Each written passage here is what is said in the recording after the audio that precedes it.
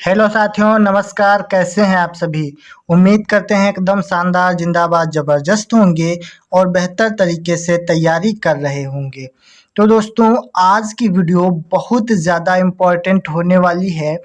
अगर आप लोग इस वीडियो को अंत तक देखोगे तो मैं गारंटी लेता हूँ फिजिक्स में 70 नंबर आप आसानी से ला पाओगे। ठीक है, क्योंकि इस वीडियो में पूरी किताब के इम्पोर्टेंट प्रश्नोत्तर हम आपको बताएंगे। ठीक है, यानी कि जितने भी इम्पोर्टेंट क्वेश्चंस पूछे जाते हैं, अगर आप लोग इनको तैयार कर लोगे तो गारंटी है 70 में 70 नंबर आसानी से पक्के हो जाएंगे।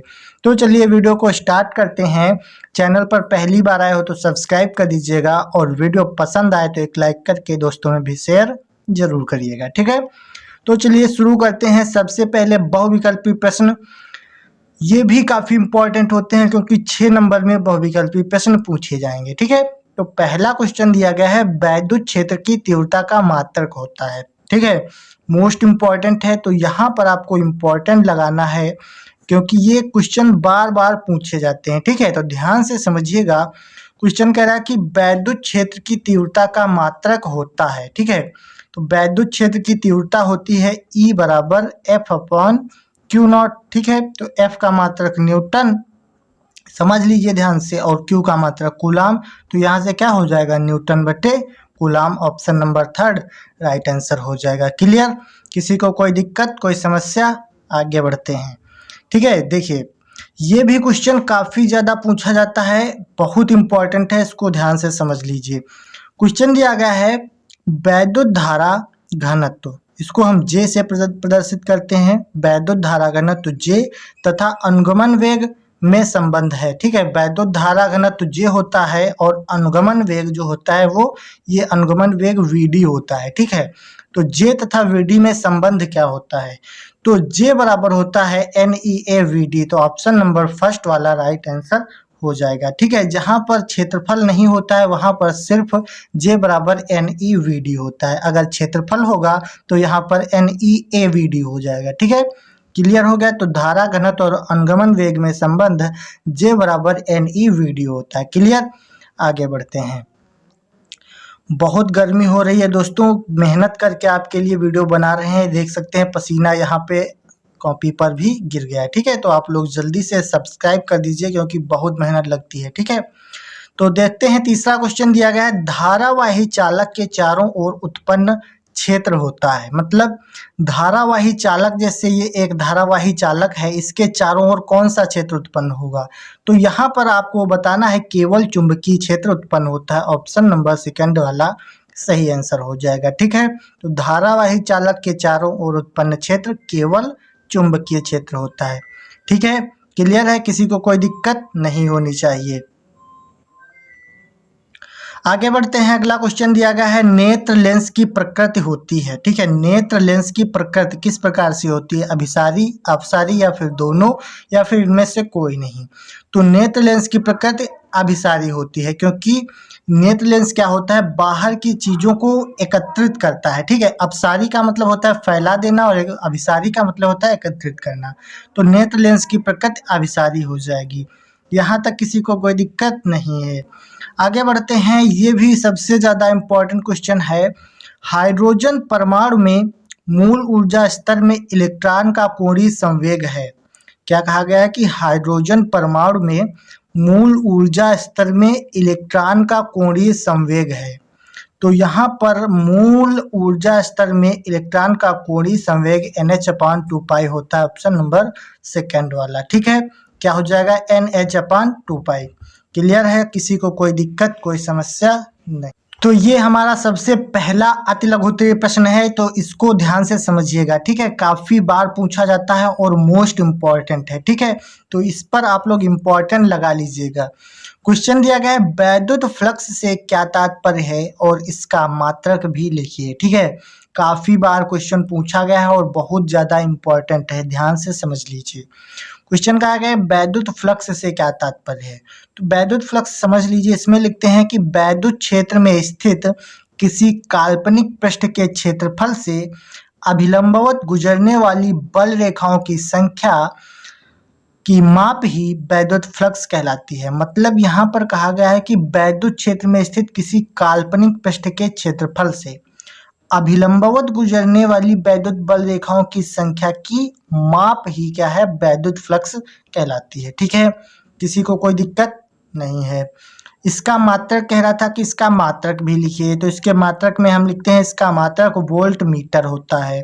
ठीक है, इसी प्रकार से आपको सारे क्वेश्चन लिखने होते हैं, लिखने का तरीका आप लोग समझ लीजिए। ठीक है, तभी आपको पूरे नंबर मिलेंगे। क्योंकि एक बात समझिए, जब आप एग्जामिनर के सामने कॉपी भेजते हैं तो वहाँ पर आपका कितना ज्ञान है या आपको क्या आता है वो नहीं देखता है। एग्जामिनर देखेगा कि आपकी कॉपी में क्या लिखा है। ठीक है, तो अगर आपने लिखा सही से है, अच्छी हैंड राइटिंग में लिखा है, तो आपको आराम से नंबर मिलेंगे, है ना। तो ये बातें ध्यान रखिएगा। ठीक है, तो वैद्युत फ्लक्स समझ चुके हैं। उसके बाद इसका मात्रक वोल्ट मीटर होता है। क्लियर हो गया, किसी को कोई दिक्कत नहीं है। आगे बढ़ते हैं। अगला क्वेश्चन बहुत ज़्यादा इम्पोर्टेंट है, ध्यान से समझिए। क्वेश्चन दिया गया है कि विभव प्रवणता की परिभाषा दीजिए। क्या कहा गया, विभव प्रवणता की परिभाषा दीजिए। ठीक है, तो यहाँ पर विभव प्रवणता का अगर मात्रक पूछता तो हम मात्रक भी लिखते, लेकिन यहाँ पर सिर्फ परिभाषा पूछी है। तो देख लीजिए, इसमें लिखते हैं कि वैद्युत क्षेत्र की दिशा में दूरी परिवर्तन के साथ ही विभव परिवर्तन की दर विभव प्रवणता कहलाती है। ठीक है, क्या कहा गया कि वैद्युत क्षेत्र की दिशा में दूरी परिवर्तन के साथ विभव परिवर्तन की दर विभव प्रवणता कहलाती है। ठीक है, तो यहाँ पर विभव प्रवणता बराबर होता है माइनस का delta we upon delta x. Minus का डेल्टा वी है दूरी में परिवर्तन, ठीक है, माइनस का डेल्टा वी है अपन यानी विभव में परिवर्तन, तो यहाँ से लिखेंगे विभव में परिवर्तन। ठीक है, विभव में परिवर्तन। ठीक है, आप लोग लिख लीजिएगा, हमने लिखा नहीं था तो अब लिख लीजिए विभव में परिवर्तन। डेल्टा एक्स क्या है, दूरी में परिवर्तन। ठीक है, दूरी में परिवर्तन। तो यहाँ से आप लोग हिंदी में लिखना चाहो तो हिंदी में लिख सकते हो, नहीं तो अगर आप सूत्र से याद करना चाहो तो सूत्र से भी याद कर सकते हो, कोई दिक्कत नहीं है। आगे बढ़ते हैं। विभव प्रवणता समझ चुके हैं। उसके बाद में नेक्स्ट क्वेश्चन आता है, बहुत ज़्यादा इम्पोर्टेंट है। क्वेश्चन है कि स्वप्रेरण गुणांक का अर्थ समझाइए तथा विमेय सूत्र भी लिखिए। क्या कहा गया कि स्वप्रेरण गुणांक का अर्थ समझाइए तथा विमेय सूत्र भी लिखिए।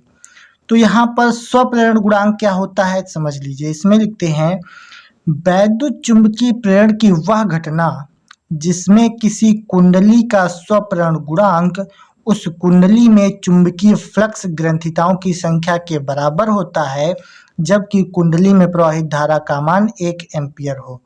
ठीक है, तो यहाँ पर क्या कहा गया है कि किसी कुंडली में स्वप्रेरण गुणांक उस कुंडली में चुंबकीय फ्लक्स ग्रंथिताओं की संख्या के बराबर होता है, जबकि कुंडली में प्रवाहित धारा का मान 1 एम्पियर हो। ठीक है, तो यहाँ से स्वप्रेरण गुणांक किस प्रकार से निकालेंगे तो उसको आप लोग ध्यान से समझिएगा। तो देखिए, इसमें किस प्रकार से लिखते हैं, इसमें हम लिखते हैं n फाई बी। क्या होता है, n फाई बी अनुक्रमानुपाती जो होता है वो I के होता है। ठीक है, कैसे, क्योंकि ये जो है फ्लक्स ग्रंथिताओं की संख्या क्या होती है, बराबर होती है। ठीक है, तो चुंबकीय फ्लक्स ग्रंथिताओं की संख्या क्या हो जाएगी, n फाई बी अनुक्रमानुपाती I। ठीक है, तो n फाई बी बराबर, यहाँ से n फाई बी बराबर अनुक्रमानुपाती हटाते हैं तो यहाँ पर L लगाते हैं। ठीक है, LI हो जाएगा। L होता है स्वप्रेरण गुणांक, तो L को हम बाहर रखेंगे तो क्या हो जाएगा, n फाई बी अपान में I आ जाएगा, क्योंकि इधर से जब भेजेंगे बराबर के इधर तो नीचे आएगा तो L इधर हो जाएगा। तो यहाँ से L बराबर क्या हो जाएगा, n फाई बी बटे I। ठीक है, अगर I बराबर देख लीजिए, I बराबर 1 एम्पियर हो, ठीक है, तो यहाँ पर 1 रख देंगे तो L बराबर n फाई बी ही बचेगा। ठीक है, क्योंकि यहाँ 1 का कोई मान नहीं होता है। तो इस प्रकार से भी आप लोग लिखना चाहो तो लिख सकते हो। ठीक है, ये भी एक सूत्र इसका होता है। अगर आपको निकालना होगा तो यहाँ से निकालेंगे। ठीक है, L बराबर n फाई बी से। ठीक है, किसी को कोई दिक्कत नहीं है। अगला क्वेश्चन है बहुत ज़्यादा इम्पोर्टेंट, ये क्वेश्चन काफ़ी बार पूछा गया है। क्वेश्चन कह रहा है कि मुक्त इलेक्ट्रॉनों के अनुगमन वेग से आप क्या समझते हैं। ठीक है, मुक्त इलेक्ट्रॉनों के अनुगमन वेग से आप क्या समझते हैं? इसमें हम लिखेंगे कि वह वेग जिसके द्वारा चालक के मुक्त इलेक्ट्रॉन आयनों से टकराते हुए बाह्य वैद्युत क्षेत्र के प्रभाव में धन सिरे की ओर आगे बढ़ते हैं उसे अनुगमन वेग कहते हैं। क्लियर हुआ? किसी को कोई दिक्कत है? फिर से समझ लीजिए। जैसे कह रहा कि मुक्त इलेक्ट्रॉनों के अनुगमन वेग से आप क्या समझते हैं? तो इसमें लिखते हैं कि वह वेग जिसके द्वारा चालक के मुक्त इलेक्ट्रॉन आयनों से टकराते हुए बाह्य वैद्युत क्षेत्र के प्रभाव में धन सिरे की ओर आगे बढ़ते हैं उसे अनुगमन वेग कहते हैं। ठीक है, क्लियर है? उसके बाद में अगला क्वेश्चन। तो यहाँ पर क्वेश्चन काफ़ी ज़्यादा पूछा जाता है, ये 1 नंबर में या 2 नंबर में आएगा, इसको आप लोग तैयार कर लीजिए। क्वेश्चन है कि किसी चालक के बीच विभवांतर तथा अनुगमन वेग के बीच संबंध स्थापित कीजिए। ठीक है, क्या कहा गया कि चालक के बीच विभवांतर तथा अनुगमन वेग के बीच संबंध स्थापित करना है। तो विभवांतर तथा मुक्त इलेक्ट्रॉनों के अनुगमन वेग में संबंध Vd बराबर होता है EV टाउ बटे ml। क्या हो जाएगा? Vd बराबर EV टाउ बटे ml। ठीक है, तो यहाँ से हो जाएगा Vd बराबर EV टाउ बटे ml। तो यहाँ पर टाउ क्या है? ये एक श्रांति काल होता है, बाकी Vd अनुगमन वेग है, E इलेक्ट्रॉनों की संख्या है, और m क्या है? मोल है, L क्या है? लिक्विड है, द्रव्यमान है। इसी प्रकार से आप लोग समझ जाएंगे। ठीक है, टाउ क्या है? श्रांति काल है। इतना आपको याद रखना है। अगला क्वेश्चन जो बहुत ज़्यादा पूछा जाता है कि वैद्युत चुंबकीय प्रेरण में लेंज का नियम क्या है? मोस्ट इम्पॉर्टेंट क्वेश्चन है, तो इसको आपको ज़रूर तैयार करना है। ठीक है, तो कह रहा है कि वैद्युत चुंबकीय प्रेरण में लेंज का नियम क्या है?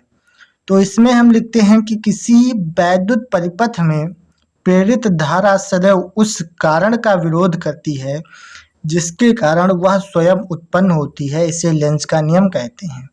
क्या कहा गया कि वैद्युत परिपथ में प्रेरित धारा सदैव उस कारण का विरोध करती है जिसके कारण वह स्वयं उत्पन्न होती है, इसे लेंज का नियम कहते हैं। ठीक है, क्लियर है? नोट कर लीजिएगा।